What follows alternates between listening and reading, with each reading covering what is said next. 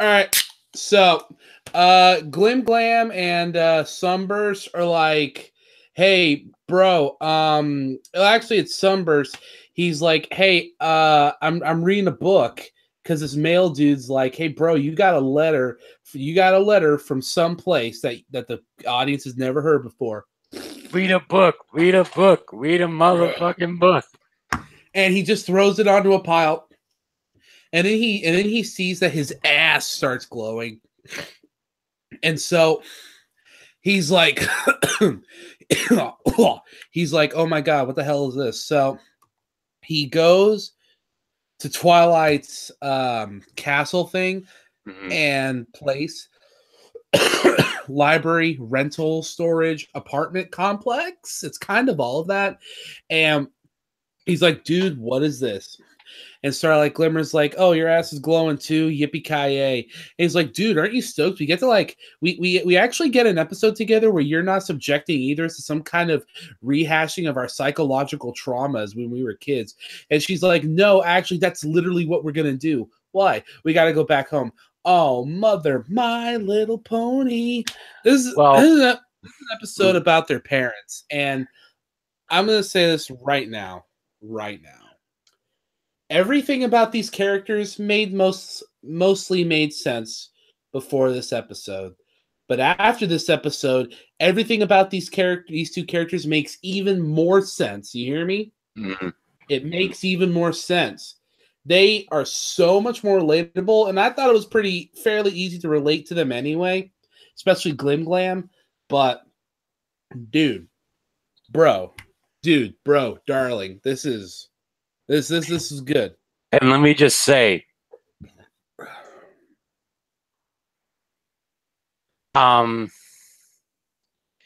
yeah, let's just say Sunburst's mother is my own mother. Just say it. No, let's just say Sunburst's mom is my mom, but she's a little smarter. I don't know if my mom could ever run a town committee. She can barely balance her Golden Girls seasons. Right. But Golden Girls is awesome. Yeah, oh god. Oh. I mean, yeah, but okay, so come on, it's B. Arthur and Betty White. No, that shit's good. So like they go to town, right? And Sunburst's like, I know we've gone through some problems in our lives, but you know what? At least some things never change. And then as soon as they get home, everything's changed. You know what that's like? Yeah, you do. That's when you're from a very unindustrialized place in the country, like say Fresno, California, and then you're gone for a couple years, and then what used to be big open land space is now like skyscrapers and apartment complexes and stuff. They've replaced the fruit stands with smoothies. You don't understand. What they did to their hometown is what happens to like half the towns I've been to in the city, like my own. We don't have fruit stands. We have I'm from San Luis Obispo area. We're the place that created Jamba Juice. This episode, in the first 5 minutes, I felt personally attacked. Well, let me just say, if you really think about it, going through this town, I'm just like, yeah, Gabriel Iglesias was borderline prophetic, but it's just like, welcome to Fresno, the Chamber of Commerce.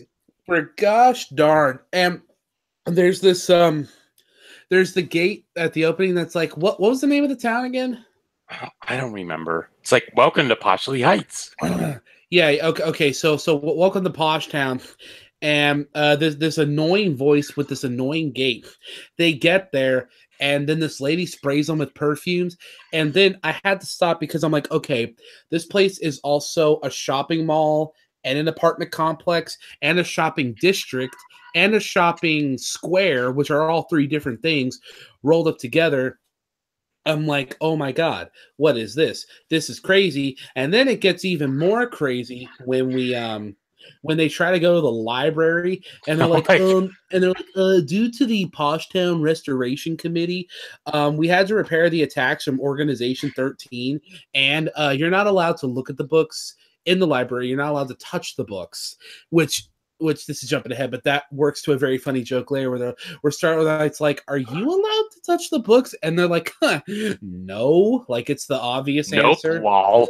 Nope, lol. So then Starlight's dad shows up. I'm gonna be honest with you. I did not catch either of these parents' names. Like they said them, but I can't remember them. Mm-hmm. And for the most case, we'll call Twilight's dad repressed metrosexual, and Metrosexual. we'll call Sunburst's mom my beloved smother. So they Metro Cult shows up, and he's like, "Oh, what's up, my little bitty pumpkin bumpkin lumpkin skumpkin strawberry shortcake little tea and chicken biscuits?" And Starlight's like, "OMG, please, literally kill me." And Sunburst's mom comes along, and everything, and she's just like, "Oh, hey, Sunburst, good to see you. You want to talk about the future and life?" I'm surprised she didn't bring kids up. I realize it's a kids show, but I'm surprised she didn't bring kids up, because this is it's. I'm just saying, I thought Zephyr Breeze was applicable. Oh my god! So they deduce that the friendship problem is between the two of them because they want two very different things, which I thought was actually a very interesting hidden thing in the not hidden, but it's been a fairly untalked about thing in this episode because everyone's just focused on memeing the crap out of Starlight's goth room, but it's really this he's all about preservation. She's all about modernization. He's all about keeping things classic and keeping things retro, and she's about keeping things industrialized, moving forward, progress. She's all about the tourist traps. He's about tourist traps too, but more natural tourist traps. And it becomes this big thing of traditionalism versus capitalism. But then you get into all these other isms and stuff. And then I stop and think to myself, no, that's stupid. This is a horse show. But it's there. That's why I said in the last video, this show could do a political horse drama if they wanted to. They never will, but they could. My little boardwalk empire, just all day, baby. Okay, so this was a very funny gag.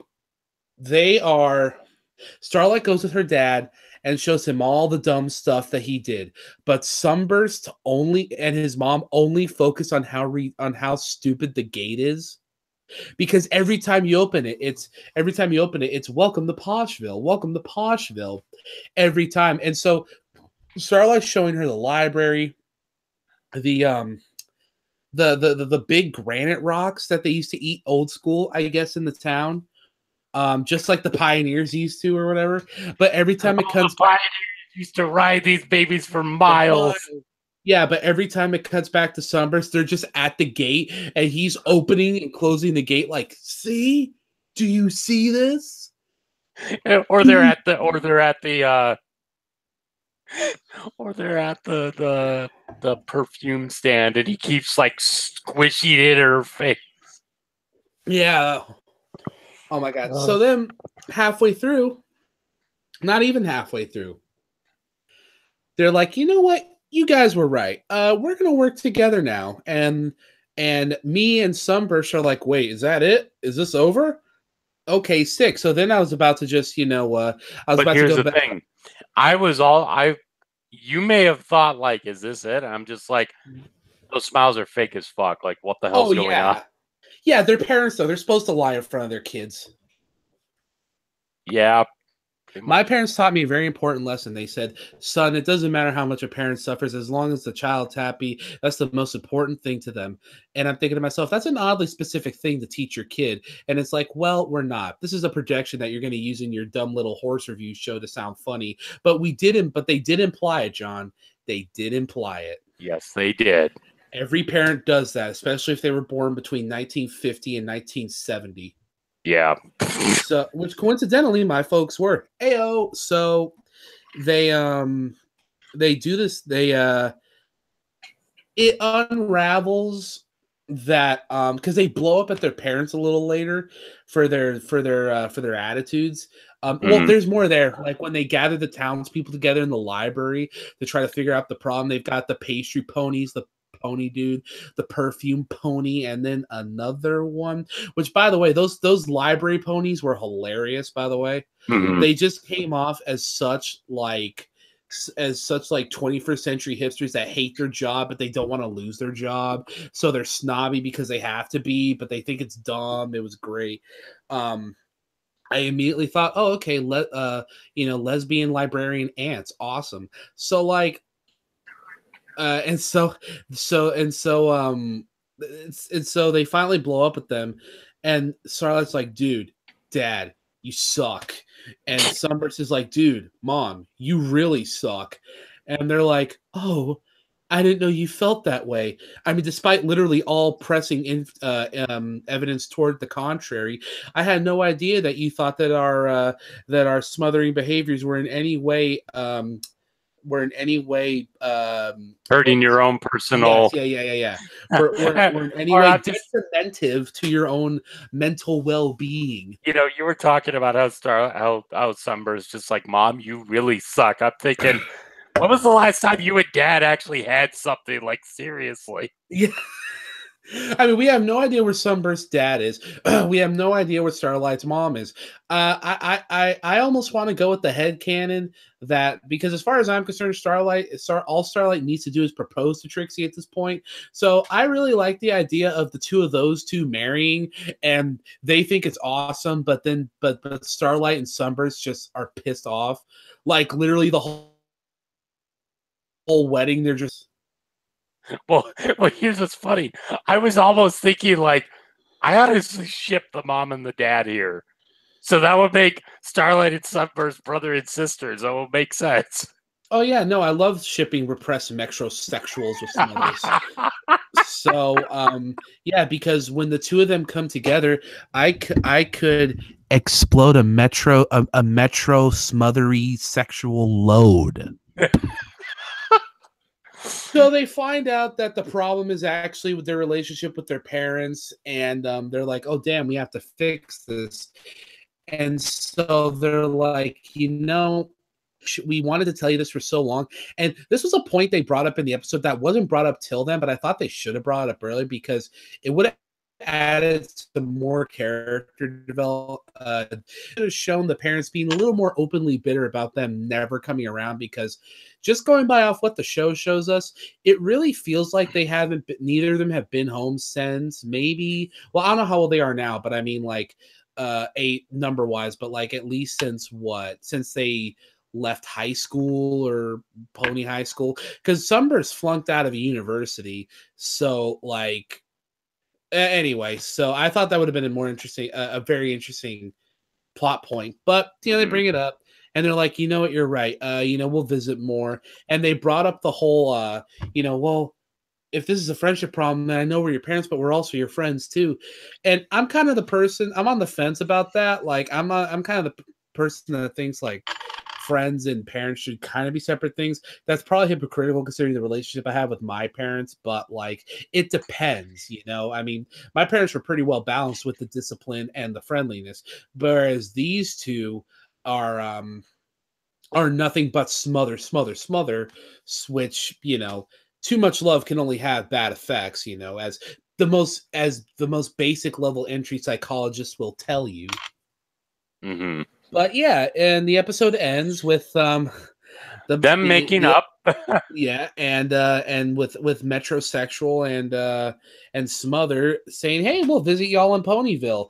JK, lol, we're not, but we're gonna promise it because it's a funny thought. And yeah, the episode ends. It was pretty good. I gave last episode an 8. I gotta give this one probably an 8.75. Okay. A 7.5 because it really hit a bit too close to home for my own taste with how the mother was treated, and because I'm like, this is like my mother to a T. Oh, dude, it did me too, and when that's why I gave the Zephyr Breeze episode such a high score, because it's like never mind if it's a cartoon or a video game, if a piece of entertainment medium can make you feel something so tangible and something that's a powerful piece of media, just like Perfect Pair, just like Zephyr Breeze, just like this one. Here's the problem, though. Whereas with you, it reminded you of your mother, and it was a good thing. With me, it reminded me of my mother, and it was a bad thing. I mean, don't get me wrong, with my mom, it's incredibly 50-50, but no. Well, see, that's different though, John, because I mean, oh, damn it, I want to hug you.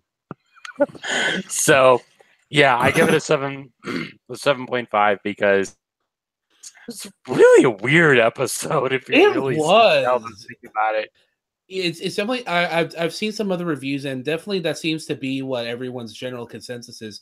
Like, everyone agrees it's weird, but some people like it for that and some people don't.